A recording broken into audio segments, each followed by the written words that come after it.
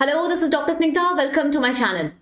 बच्चों, आज हम इस ब्लॉक के डिफरेंट मेटल्स की रिएक्शन सीखने वाले हैं with oxygen, hydrogen, nitrogen and water. So let's start with reaction with nitrogen. तो एस ब्लॉक के एलिमेंट्स जो हैं वो नाइट्रोजन के साथ किस तरह से रिएक्ट करते हैं देखते हैं। ग्रुप वन के जितने भी एलिमेंट्स है बच्चों, वो सभी कौन से स्टेट में एग्जिस्ट करते हैं? हमेशा +1 ऑक्सीडेशन स्टेट, है ना, हमेशा ही +1 में। ग्रुप टू के जो एलिमेंट्स हैं वो सभी कौन सी स्टेट में एग्जिस्ट करते हैं? हमेशा +2 में। तो इसका मतलब है अगर नाइट्रोजन के को इनके साथ रिएक्ट करना है तो नाइट्रोजन को माइनस आयन या फिर एनायन सप्लाई करना पड़ेगा, है ना, क्योंकि ये तो हमेशा ही कैटायनिक फॉर्म में रहेंगे।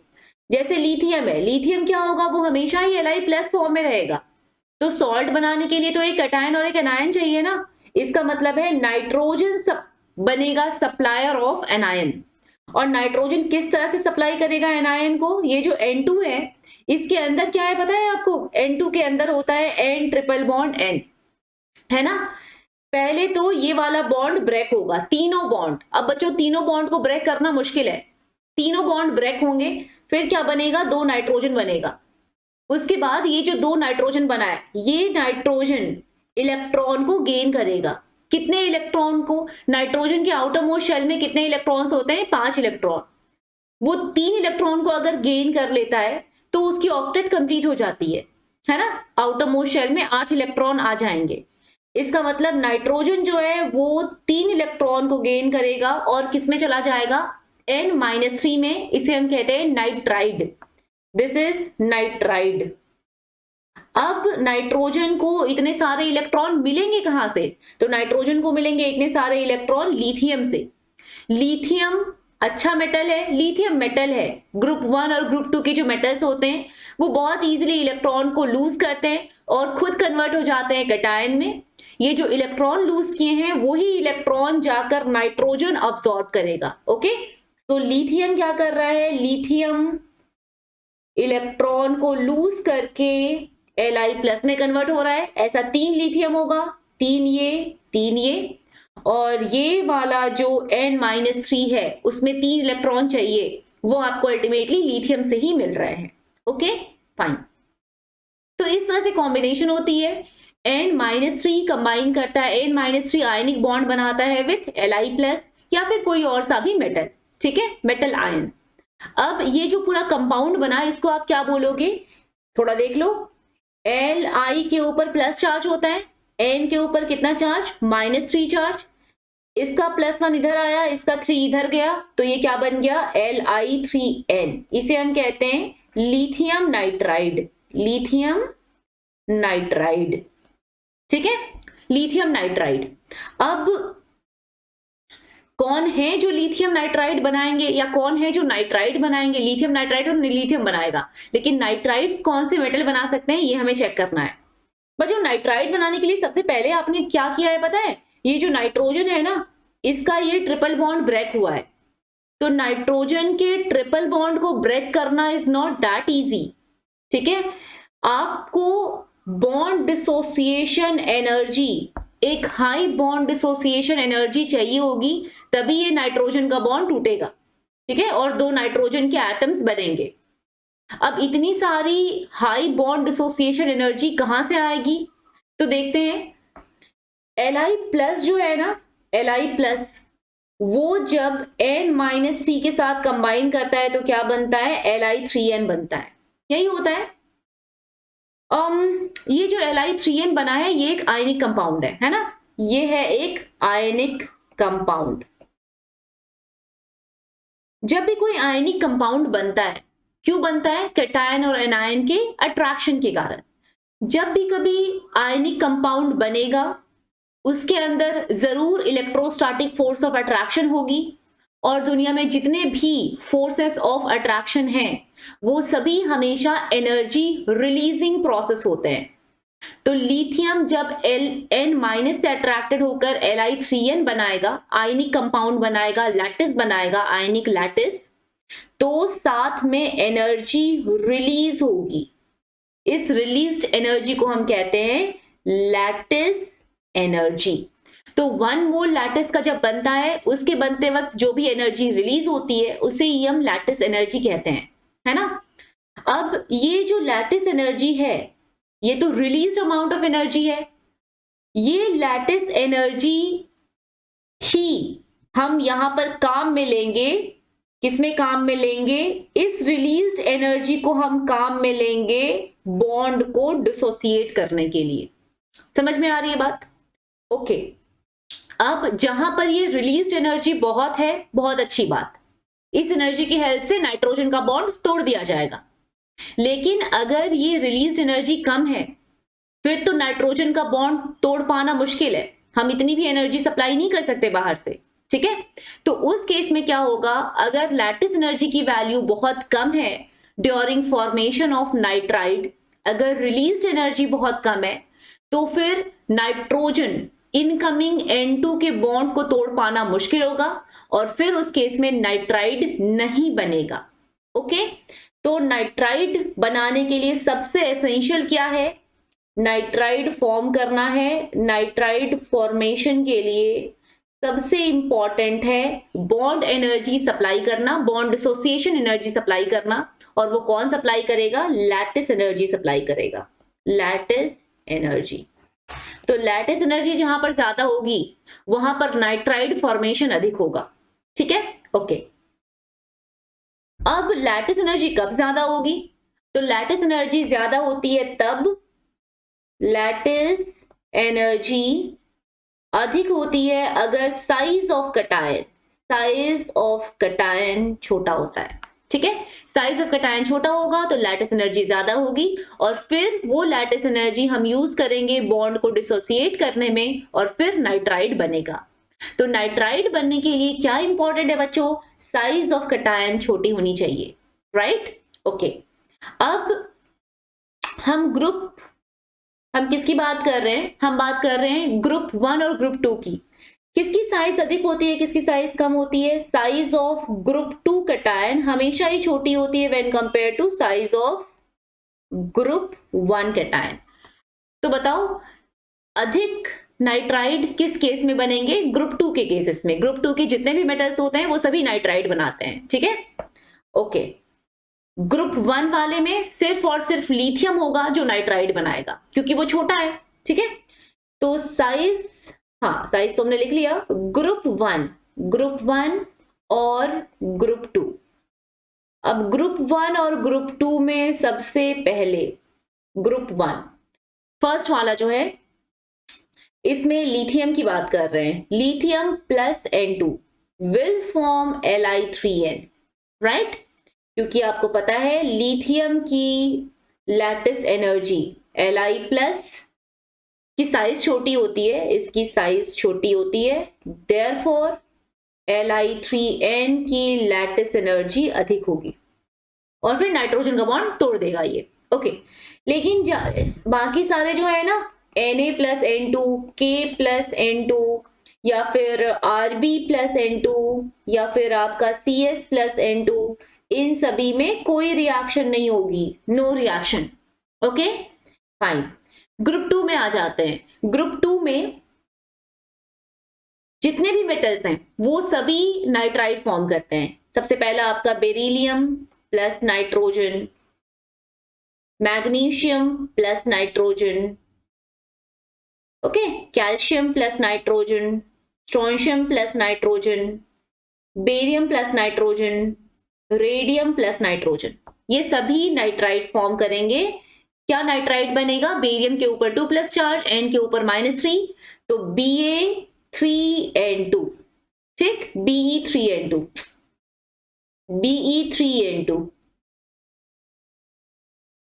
इधर Mg3N2, इधर Ca3N2, यहां पर Sr3N2, यहां पर Ba3N2। रेडियम से हमें मतलब नहीं होता है। क्यों मतलब नहीं होता है? क्योंकि ये रेडियो एक्टिव है। ओके, तो ग्रुप 2 के जितने भी मेटल्स हैं वो सभी नाइट्राइड फॉर्म कर रहे हैं। फाइन। अब एक एग्जाम्पल लेते हैं। एक एग्जाम्पल मैंने लिया है यहां पर Ca3N2 का। Ca3N2 इसको रिएक्ट कराना है वाटर से, थोड़ा सा स्पेस चाहिए और इसे रिएक्ट कराना है किससे? वाटर से।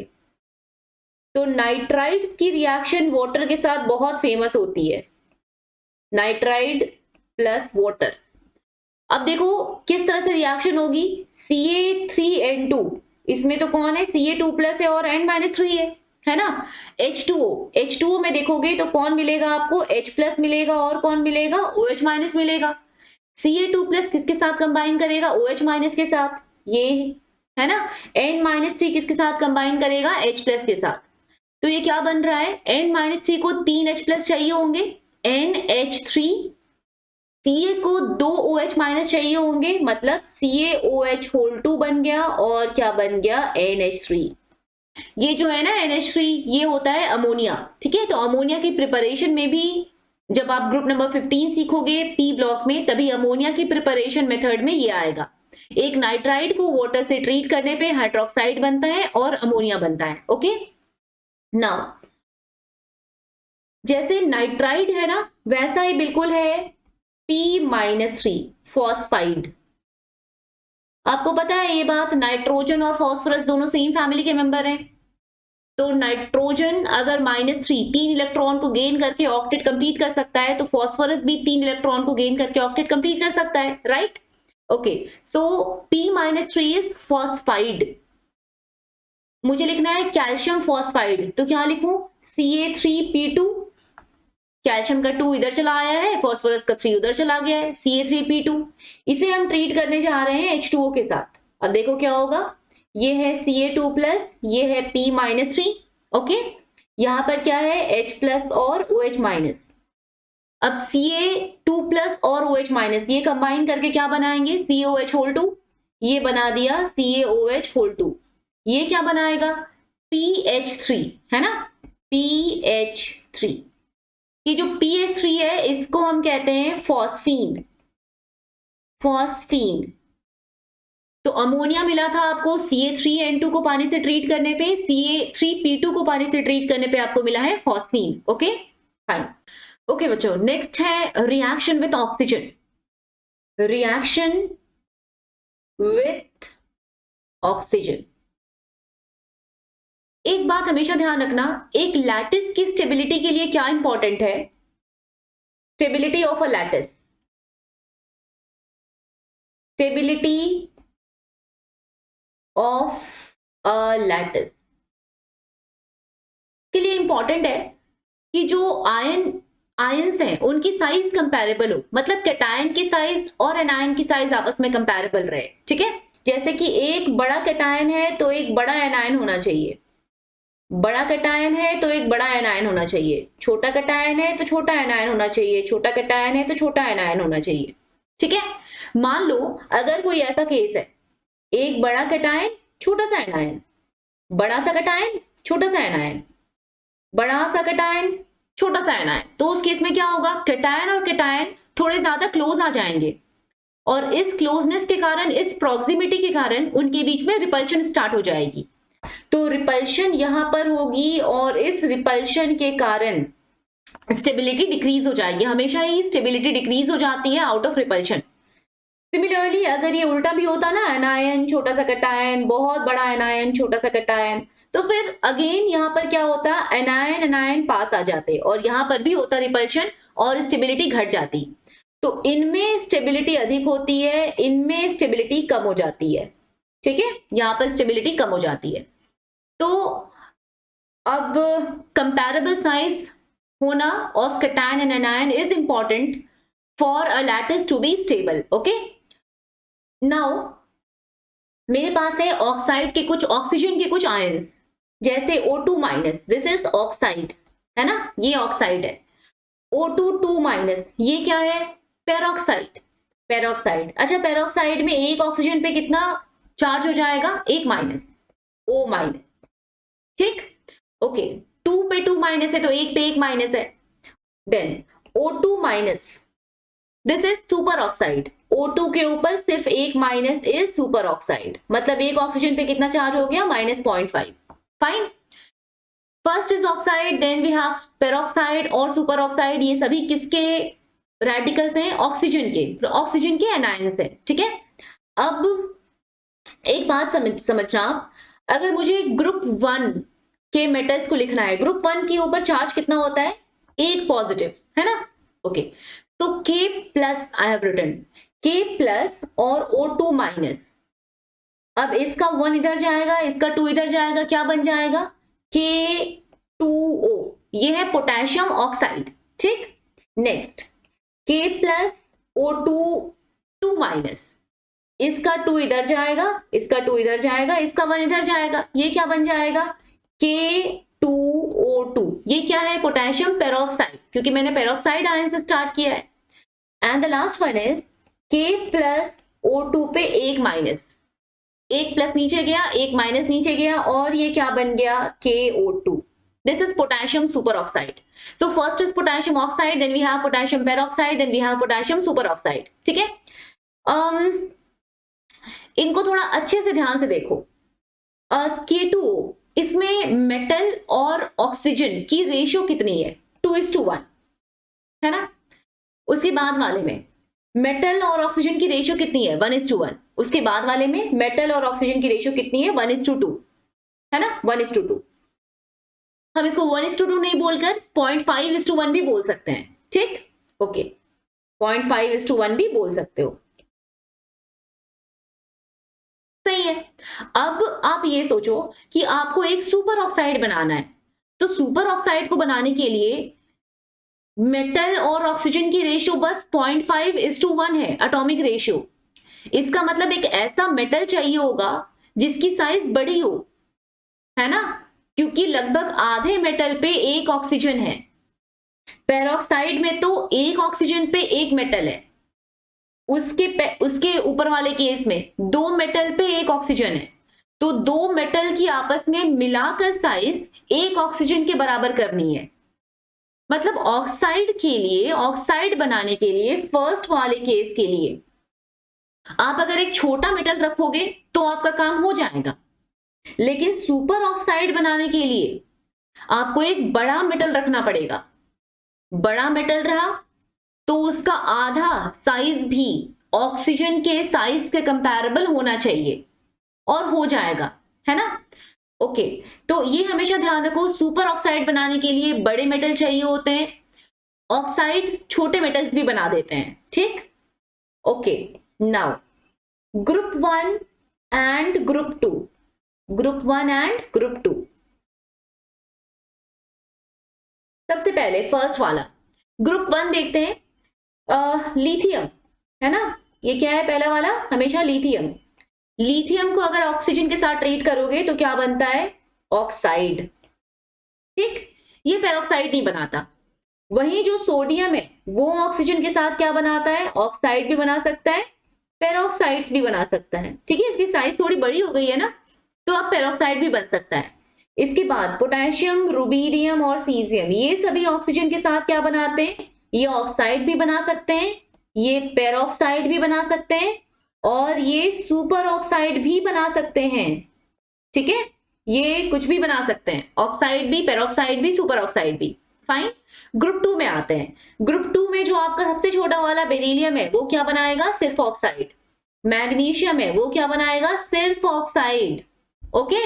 और उसके बाद कैल्शियम, स्ट्रोंशियम, बेरियम, ये सभी ऑक्साइड भी बना सकते हैं और पेरोक्साइड भी बना सकते हैं, ओके? अब एक चीज समझो, बताना ज्यादा ऑक्सीजन कहां पर है? ऑक्साइड में, पेरोक्साइड में, या सुपर ऑक्साइड में? चेक करो, सबसे अधिक ऑक्सीजन कहां पर नजर आ रहा है? सुपर ऑक्साइड में, आधे मेटल पे 1 ऑक्सीजन, है ना?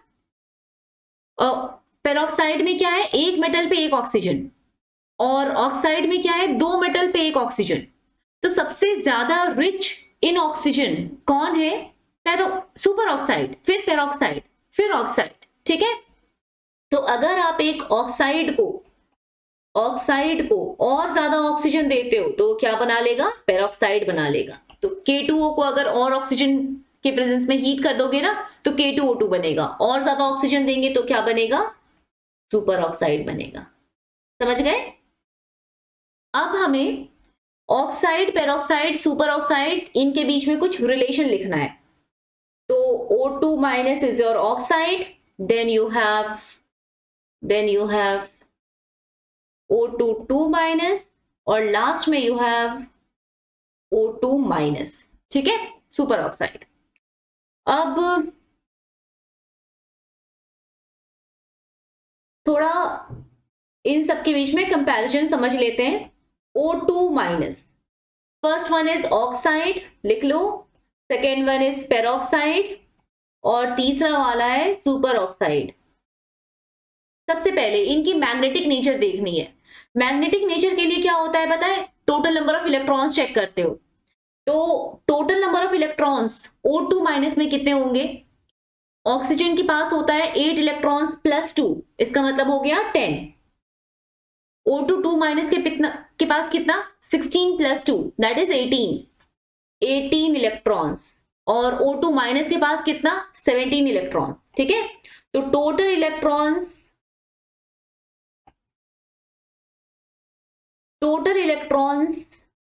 10 इलेक्ट्रॉन्स इधर, यहां पर 18 इलेक्ट्रॉन्स और यहां पर 17 इलेक्ट्रॉन्स। अभी आप इनका मॉलिक्यूलर ऑर्बिटल डायग्राम ड्रॉ करना जानते हो? कैसे ड्रॉ करते हैं मॉलिक्यूलर ऑर्बिटल डायग्राम हम? 1 2 सिग्मा 1 है, सिग्मा स्टार 1 है, सिग्मा 2 है, सिग्मा स्टार 2 है। उसके बाद क्या करते हैं, लेस देन इक्वल टू 14 के केस में हम बस एक ट्राइंगल ड्रॉ करते हैं, दैट्स इट। मोर देन 14 का केस होता है, मोर देन 14 के केस में क्या करते हो, ऐसे ही दो गोले बनाते हो, सिग्मा 1 है, सिग्मा स्टार 1 है, फिर सिग्मा 2 है, सिग्मा स्टार 2 है, और उसके बाद क्या करते हो, उसके बाद आप एक हेक्सागन टाइप का कुछ ड्रॉ करते हो, है ना। ओके, अब यहाँ पे आप करो फिलिंग इलेक्ट्रॉन की फिलिंग करनी है। कहां से स्टार्ट करेंगे इलेक्ट्रॉन की फिलिंग करना? नीचे से, है ना। तो 2 इलेक्ट्रॉन यहां पर, 2 इलेक्ट्रॉन यहां, 2 यहां, 2 यहां, एक यहां, एक यहां, ऐसे ही करते हैं। जो बराबर एनर्जी वाले होते हैं उनको हम एक एक इलेक्ट्रॉन देते हैं पहले, उसके बाद पेयरिंग करते हैं, हंट्स रूल, है ना। तो हमने यहां पर दे दिया है 8 इलेक्ट्रॉन, 9 10। अब देखो 2 अनपेयर्ड इलेक्ट्रॉन अभी हैं, कौन से? एक तो ये अनपेयर्ड है, इस ऑर्बिटल में सिर्फ एक ही इलेक्ट्रॉन है, और दूसरे वाले ऑर्बिटल में सिर्फ एक ही इलेक्ट्रॉन है। अगर किसी ऑर्बिटल में, किसी भी एक भी ऑर्बिटल में अगर सिर्फ एक इलेक्ट्रॉन रह जाए, अनपेयर्ड इलेक्ट्रॉन, तो फिर उस सब्सटेंस को क्या बोलते हैं? पैरामैग्नेटिक। तो ये क्या हो जाएगा? पैरामैग्नेटिक, ठीक। उसके बाद देखो 2 2 2 2 8 हो गए, 9 10 हो गया, 11 12 13 14, ठीक, 15 16 17 18। ओके, कोई सा भी ऐसा ऑर्बिटल है जिसमें सिर्फ एक ही इलेक्ट्रॉन हो? नहीं, सभी में 2 2 इलेक्ट्रॉन है, तो इसको हम बोलेंगे डायामैग्नेटिक। अगर एक भी अनपेयर्ड इलेक्ट्रॉन है तो पैरामैग्नेटिक, अगर सारे पेयर्ड इलेक्ट्रॉन है तो डायामैग्नेटिक। यहां पर देखो 2 2 2 2 2 10 हो गया, 11 12 13 14 15 16 17। अभी तो ये आ गया ना, ये वाला, ये तो एक अनपेयर्ड इलेक्ट्रॉन है, इसका मतलब ये भी क्या हो जाएगा? पैरामैग्नेटिक हो जाएगा। Okay fine. अब हमें रिएक्शंस देखना है, रिएक्शंस। तो अगर एक ऑक्साइड की बात करें, जैसे K2, ये ऑक्साइड है, इसको अगर आप वाटर के साथ ट्रीट करोगे तो ये बनाएगा KOH, है ना।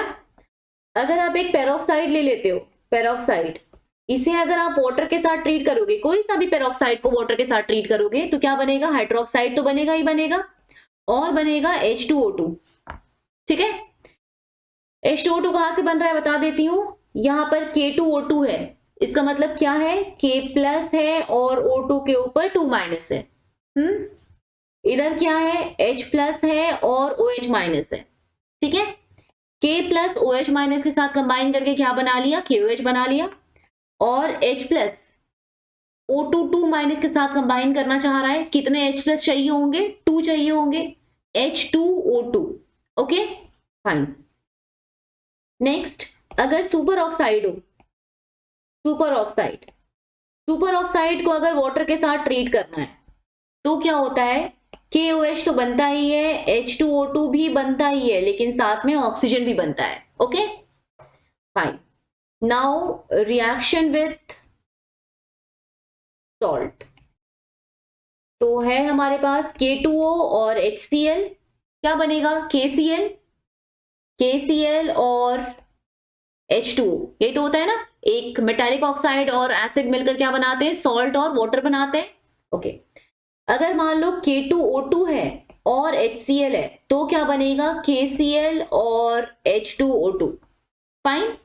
अगर K2O2 है और K2O2 नहीं, इस बार KO2 है, अगर KO2 है और HCl है तो क्या बनेगा, KCl और H2O2, और going by the trend peroxide में क्या बनता है, O2। ठीक है, ओके, तो ये वाली बात ध्यान रखनी है। Now next is reaction with air. Reaction with air, अब एयर के साथ रिएक्शन होनी है। एयर में होता क्या है, मेजॉरिटी अमाउंट तो नाइट्रोजन है और उसके बाद क्या है, ऑक्सीजन है। तो रिएक्शन विथ एयर पूछेगा, मतलब आपको नाइट्रोजन और ऑक्सीजन के साथ रिएक्शन बतानी है। ठीक है, ग्रुप वन इसमें लिथियम दे दिया और आपको एयर के साथ रिएक्शन पूछ रहा है, तो ऑब्वियसली क्या करोगे, नाइट्राइड बनाओगे और क्या बनाओगे, ऑक्साइड बनाओगे, Li2O। ठीक है, लेकिन अगर सोडियम, पोटेशियम, रुबीडियम, सीजियम इन सब के साथ एयर दे दिया तो क्या नाइट्राइड बनाओगे, नहीं, नाइट्राइड्स नहीं बनाएंगे। ठीक है, ये ध्यान रखना है, नाइट्राइड्स नहीं बनाएंगे। क्या बनाएंगे, ऑक्साइड, डिपेंडिंग ऑन एयर कितना ऑक्सीजन है। ऑक्सीजन बहुत ज्यादा है तो सुपर ऑक्साइड बनता है पोटेशियम, और उसके नीचे के केस में, सोडियम के केस में पेरोक्साइड बनता है। कम है ऑक्सीजन तो ऑक्साइड बनेगा, है ना। ओके, तो प्लस ऑक्साइड्स और पेरोक्साइड्स और सुपर ऑक्साइड्स। ओके, तो उस ऑप्शन को कभी भी टिक मत करना जिसमें नाइट्राइड भी हो। नेक्स्ट है ग्रुप टू वाले तो बहुत आसान होते हैं, एक जैसे होते हैं सारे। तो बेरिलियम हो या मैग्नीशियम हो या कैल्शियम हो या स्ट्रोंशियम हो या फिर बेरियम हो, इन सभी को एयर के साथ ट्रीट करने पे ये क्या बनाते हैं, नाइट्राइड्स बनाते हैं। ये बनाएंगे ही बनाएंगे नाइट्राइड्स सभी, और क्या बनाएंगे, ऑक्साइड्स या फिर पेरोक्साइड्स, डिपेंडिंग ऑन कौन सा एलिमेंट आपने लिया है। ठीक है, okay, so this is reaction with air. Now coming to reaction with water. अब देखो, वाटर के साथ रिएक्ट करने के लिए सोडियम को मान लो रिएक्ट करना है पानी के साथ, तो सोडियम H2O के साथ रिएक्ट करना चाहता है। सोडियम की टेंडेंसी ही क्या होती है, Na+ और एक इलेक्ट्रॉन फॉर्म करने की, है ना। अभी ये आपका वाटर है, ये H+ और OH- आयन फॉर्म करेगा। Na+ आयन तो OH- आयन के साथ कंबाइन कर लिया, H+ आयन किसके साथ, इलेक्ट्रॉन के साथ, तो ये क्या बना दिया है, H बना दिया है। इट मीन्स NaOH बना और क्या बनेगा, H, एक H और एक और H कंबाइन करके क्या बनाते हैं, H2। तो इसका मतलब वाटर के साथ रिएक्ट करने के लिए क्या एसेंशियल था, सोडियम का इलेक्ट्रॉन लूज करना। ठीक है, तो जो एलिमेंट जितना इजीली इलेक्ट्रॉन लूज करेगा वो एलिमेंट उतना ज्यादा अच्छा वाटर के साथ रिएक्ट करेगा। ठीक है, ओके, आप जानते हो डाउन द ग्रुप जाने से इलेक्ट्रॉन को लूज करने की टेंडेंसी बढ़ती जाती है क्योंकि एटॉमिक साइज बढ़ता है। ठीक है, तो डाउन द ग्रुप जाएंगे अगर हम, इलेक्ट्रॉन रिलीजिंग टेंडेंसी इंक्रीजेस, किसकी, मेटालिक एटम की, डाउन द ग्रुप। तो इसका मतलब है रिएक्टिविटी विथ वाटर भी क्या होगी, इंक्रीज होगी डाउन द ग्रुप, है ना। ओके, अब ग्रुप 1 की बात करते हैं। तो एटॉमिक साइज जितना ज्यादा है, रिएक्टिविटी जितना ज्यादा एटॉमिक साइज है उतनी आसानी से इलेक्ट्रॉन लूज होगा और उतना ज्यादा रिएक्टिविटी होनी है विथ वाटर। ठीक है, ओके, ग्रुप 1 और ग्रुप 2। ग्रुप 1 वाले जो एलिमेंट हैं, जैसे ये लिथियम, ये वाटर के साथ बहुत जेंटली रिएक्ट करता है, सोडियम वाटर के साथ विगरसली रिएक्ट करता है, थोड़ा ज्यादा रिएक्टिविटी हो जाती है सोडियम की ऑब्वियसली, क्योंकि एटॉमिक साइज ज्यादा है, इलेक्ट्रॉन को इजिली लूज करेगा और बहुत इजिली फिर आगे रिएक्शन प्रोसीड करेगी। लेकिन वही अगर सोडियम की जगह पे आप पोटेशियम, रुबीडियम और सीजियम ले लोगे ना और इसे पानी के साथ रिएक्ट कराओगे तो रिएक्शन एक्सप्लोसिव हो जाएगी। रिएक्ट तो करते हैं लेकिन कैसे रिएक्ट करते हैं? एक्सप्लोसिवली। ग्रुप 2 की बात करते हैं। ग्रुप 2 में सबसे पहला बेरिलियम, ये पानी के साथ रिएक्ट ही नहीं कर पाता है, ग्रुप 2 वाले छोटे होते हैं, इलेक्ट्रॉन को इजिली लूज नहीं करते। बेरिलियम पानी के साथ रिएक्ट नहीं कर पाता है, ये रिएक्ट करता है स्टीम के साथ, ठीक है। उसके बाद मैग्नीशियम, वो रिएक्ट करता है हॉट वाटर के साथ, ठंडे पानी के साथ रिएक्ट नहीं कर पाएगा, ठीक है। उसके बाद वाले जो हैं ये सभी कोल्ड वाटर के साथ रिएक्ट कर सकते हैं, क्योंकि अब नीचे जाने पे रिएक्टिविटी बढ़ती जा रही है। Okay fine. Next one is reaction with hydrogen. Reaction with hydrogen, अब हाइड्रोजन के साथ मेटल को रिएक्ट करना है तो मेटल का तो फिक्स है ना, ये तो हमेशा क्या करेगा? पॉजिटिव आयन ही फर्निश करेगा, फिर चाहे वो ग्रुप 1 हो या ग्रुप 2 हो। तो जो हाइड्रोजन रिएक्ट करने जा रहा है उसको क्या बनाना पड़ेगा? एनायन। हाइड्रोजन कैसे एनायन बनता है? H है, पहले ये टूटे, ये बॉन्ड टूटकर 2H बन जाएगा, उसके बाद H एक इलेक्ट्रॉन को गेन करके क्या बना लेगा? H- बना लेगा, ठीक है। ओके, तो Na+ और H- मिलकर क्या बना लेंगे? अब NaH बना लेंगे। ये जो H- बना है इसको हम बोलते हैं हाइड्राइड, इसे हम कहते हैं हाइड्राइड, ठीक। ओके, अब स्टार्ट करते हैं, लेकिन एक बात अभी आपको याद होगी, अभी हमने जस्ट डिस्कस किया था वो स्टार्ट ऑफ द क्लास में, जितना छोटा एनायन है वो अच्छा लैटिस तभी बना सकता है अगर वो एक छोटे कैटायन के साथ लैटिस बना रहा है, कंपैरेबल साइज होनी चाहिए, है ना, अच्छा लैटिस बनाने के लिए। तो अगर हम ग्रुप 1 की बात करें तो सबसे अच्छा हाइड्राइड कौन बनाएगा? लिथियम। तो ये नोट कर लेना जरूर, down the group stability of hydride decreases, है ना, स्टेबिलिटी ऑफ हाइड्राइड डिक्रीजेस, क्योंकि साइज डिफरेंस बढ़ती जाती है, राइट। ग्रुप 1 में लिथियम तो बहुत इजीली हाइड्राइड बना लिया, क्या बना लिया? LiH बना लिया। देन सोडियम भी बना लेता है, सोडियम हाइड्राइड। ये जो सोडियम हाइड्राइड है इनके बारे में एक बात याद रखना, सोडियम हाइड्राइड को अगर आप वाटर के साथ कंबाइन करोगे, कहीं भी इसको पानी दिखता है ना तो उसके साथ ये रिएक्ट करने लगता है, इसलिए सोडियम हाइड्राइड एक डिहाइड्रेटिंग एजेंट होता है, ठीक है। कैसे रिएक्ट करेगा? ये हुआ H+ और OH-, और ये क्या हुआ? Na+ और H-, ठीक। कैसी होगी रिएक्शन? इन दोनों और ये दोनों, तो H2 बन गया, H+ और H- मिलकर, और NaOH बन गया, NaOH और क्या? H2, ठीक है। ओके, और भी कुछ फेमस हाइड्राइड आपने सुना होगा, lithium aluminium hydride, sodium borohydride, है ना, ये सारे हाइड्राइड्स हैं, इसका मतलब इनके अंदर H- आयन है, ठीक। Now coming to group 2, beryllium hydrogen के साथ कंबाइन करके बनाता है बेरिलियम हाइड्राइड, B2+ और H- मतलब BH2।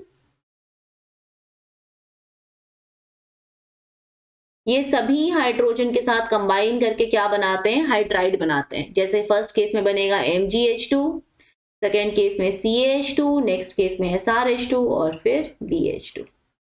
Got it? तो ये सारे ही रिएक्शंस इंपॉर्टेंट है, लेकिन सभी एक पर्टिकुलर ट्रेंड को फॉलो करते हैं, तो जिस तरह से मैंने बताया है वैसे ही आपको ध्यान रखना है। ओके, तो keep studying, keep revising, do like, share and subscribe the channel. Thank you.